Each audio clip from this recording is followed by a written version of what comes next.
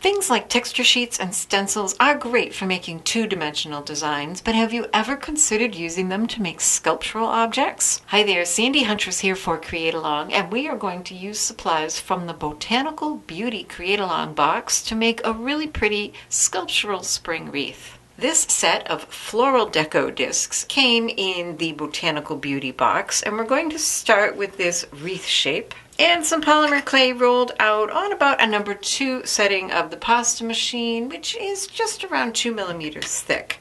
For these deco discs, you definitely need some kind of a release, so I have some Armor All here. It's my favorite. You only need a tiny little drop, and then you add it to the clay. That way, every little crevice of this design is going to have release on it. Place your clay on there, and you can start with any shade of green you like. This will be the background. And I'll show you easy tricks for making matching greens that are slight variations. So once you're confident you have pressed over the entire design with your fingers, grab a piece of paper and an acrylic roller and just give it a roll. Just one. There's plenty. And when you peel it up, you have your design. Now, if your design isn't as deep as you would like, go ahead and roll it up in a ball and try again. I'm going to place this on a small ceramic tile, and now we're going to cut out the center and the edges and make our wreath. Basically, what you want to do is pick a distance, maybe 1 or 2 millimeters. Whatever it is doesn't matter, so much as you try to make it consistent with all your cuts. So however far you are from the design lines, just try to make it consistent. At this point, it's not going to look great. I'm going to leave that in the middle there for a moment, just to support the clay while I go around the outside edges. Once you've cut all the way around, now you can remove the excess clay. And I will warn you that at this point, it doesn't look great, but the next step we're going to do will help clean that up a lot. What we want to do is just smooth out these sharp cut edges so it doesn't look like it was cut out with a cookie cutter. And this tool is perfect for this. This is a ball tool, but what we're going to use is this nice rounded area here. And just kind of roll that over that cut edge. You don't have to worry about the one on the back, but just the one on the front. You can go in, you can smooth it out. If you find that maybe you should have cut a little bit more, you can always do that. And go around the whole thing, and if there's any ragged parts, you can use this tool to smooth it out. Make sure you hold it lightly so you don't wreck your texture. And just go around the whole thing, inside and out, until it's nice and neat.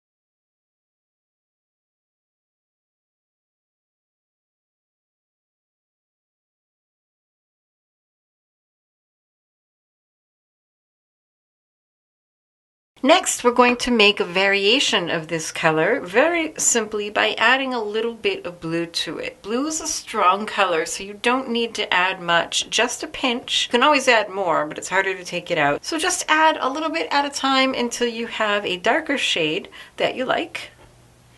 And then we're going to roll this into a long, skinny log. And the easiest way to do that evenly is to use an acrylic block. And just roll it out.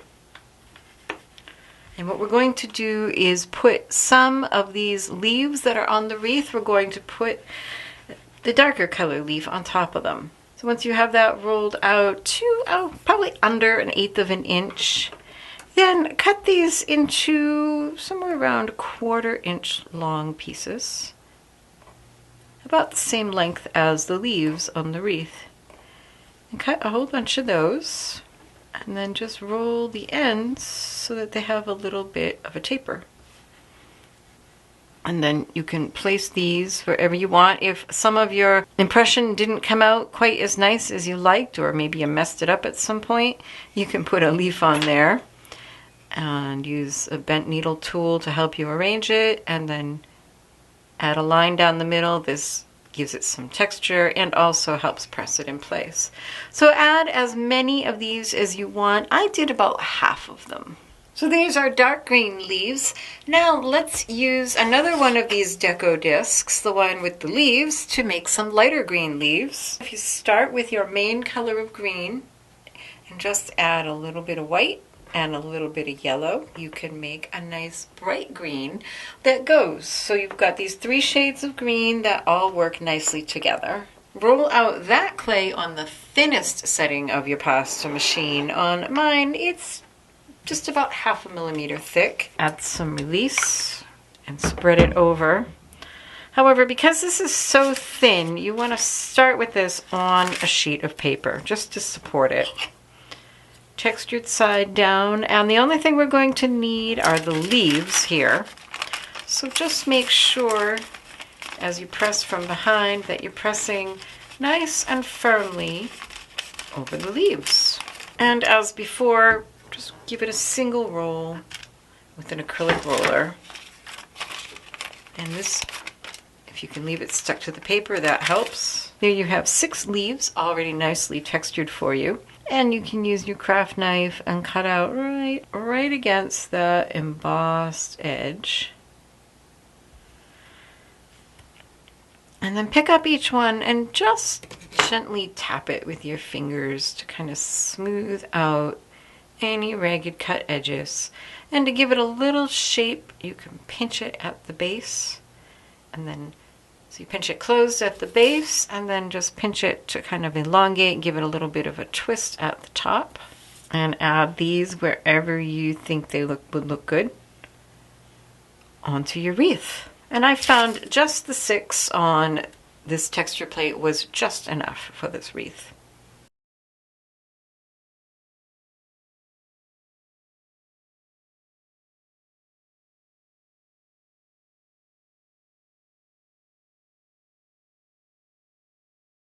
Sorry about that, my camera cut out on me, but what I've done here is just taken some of the mica powder that came in the Botanical Beauty box and added it to these light green leaves only. If you add it to the whole thing, it just makes it hard to look at, but little touches on just a single element. You could add it to just the berries or just the darker leaves, whichever you prefer, just the flowers, which we're going to get to next. Pick one element and add the mica powder to that, and it will add something a little special. As a final decoration for our wreath, we are going to use the Daisy's stencil to make some flowers. Really simple. I've picked out 2 shades of pink. This is the lighter one, and I'm going to use the stencil and my craft knife to simply cut out some daisies. Kind of roll it in place so it doesn't move, and use your craft knife to just go around the shape. This sheet of clay is again rolled out on the thinnest setting of my pasta machine, about 1/2 millimeter. When you're cutting, just make sure that you go around these pointy inner corners so that your flower will come up. And there you go, you have a little flower. Now let's give that a little shape. I'm never a fan of cut edges, so what I have here is a 1/4 inch ball tool. And I'm just going to put this over the ball tool, and I'm lightly tapping on the edges of each petal. If you cut too deep into some of your petals or they're coming apart, you can just go in with the really small ball tool and kind of heal those areas. But I'm just tapping on them to smooth out that cookie cutter edge. You can skip this if you want. You don't have to add texture. But I'm just going to use a needle tool to add some texture to the edge of each petal. Because the way I'm arranging these flowers, it's the outside that's going to show on the wreath. To release it from the ball tool, you can use the edge of your thumb, just that little bit, and gently nudge each petal, work your way around, and by the time you get back to the beginning, it should be ready to just come right off the ball tool. There it goes. Use your 1/8 inch ball tool to pick it up right in the middle on the inside and kind of gather it up a little, just to give it some shape.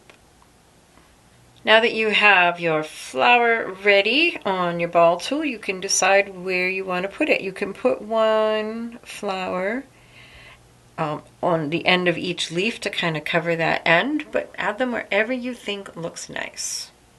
So for this wreath, I've decided to have 6 flowers, 3 of the light pink and 3 of the darker pink, but you can do whatever you think looks good. And you use the ball tool to just place those, give it a little bit of a twist, and that will release it from the tool. And then that yellow clay that we used for the green, just the tiniest little crumb goes in the center of each flower. See, that's, yeah, maybe too much. Or whatever color you want for the centers of your flowers. Just add a little tiny crumb. Then go in with your needle tool and kind of poke it. That will not only help make your flowers stay in place, but it will also give some texture to that flower center. Once you have your flower centers added, if you like, you can kind of just fold over these flowers, or you can leave them open like this, whichever you think is best. On this wreath, I kind of folded them over more closed. I think on this one, I'm going to leave them open. So then you want to bake this at the manufacturer's recommended temperature for at least 45 minutes. Once your piece comes out of the oven, you can add a backing. Just add some liquid clay. Just a thin coating all over the back. And keep in mind when you're adding your leaves and your flowers and all of your decorations, that if you're going to make this into something that will be worn, like I'm making a brooch, you want to kind of pay attention to the sticky outy bits, things that are going to catch on clothing or hair, and just kind of keep that in mind and limit them so that it'll be something comfortable to wear. So once that's all covered with liquid clay, I'm just going to press this on the back. This is rolled out to about a number 3, around 1.5 millimeters thick. Use your craft knife to cut out, and this time I am beveling my knife in because we're going to add a texture to the back, and that will squish the clay out. So we want to bevel it in a little bit so that there's a little bit less clay that we have to trim away later. So you don't have to be super neat with this, because we can kind of fix that when we're texturing. Next, we're going to add a brooch finding, although you could add any findings you like or none at all. You could add a magnet, make it a fridge magnet, add a bail to make it a necklace pendant. If you're going to add a brooch finding, the most important thing you can do at this point is make sure it works. These don't always work well, so just make sure it works before you bake it into your project and then find out it doesn't work. So this one's good. So I'm going to flip this over, find a spot on the back. I can position it where it won't be visible from the front. Looks good. Just kind of press it in a little bit so it's not going to move on you. Then use your craft knife and cut all the way around it.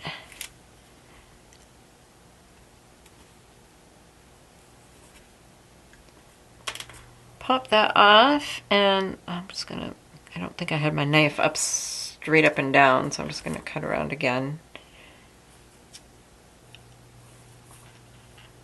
Okay. Pop out that piece, but save it. Add a little liquid clay in there for good measure. And then open your brooch finding. Tuck it in there. And this piece that you cut out, you'll just need to trim the ends off. Just a little bit off of each end. and put it back over there. Next, you can use a texturing sponge and just start working that until that seam disappears. And you can use the texturing sponge to texture the whole thing around. Now, if things are slipping and sliding a bit like they are for me, you might want to walk away for a little while. Leave it to sit for half an hour or so, and you'll find that the liquid clay will bond a little better to the baked clay, and things won't be slipping and sliding around on you quite so much. So just take your time. Get that nice and tidy so that seam is invisible. I think it's important to make the back of your work look very nice and neat. Then, before you bake it, whatever you do, make sure you close this, because that little piece of the spring needs a place to go. If you bake it when it's open, it's not going to have a place to go.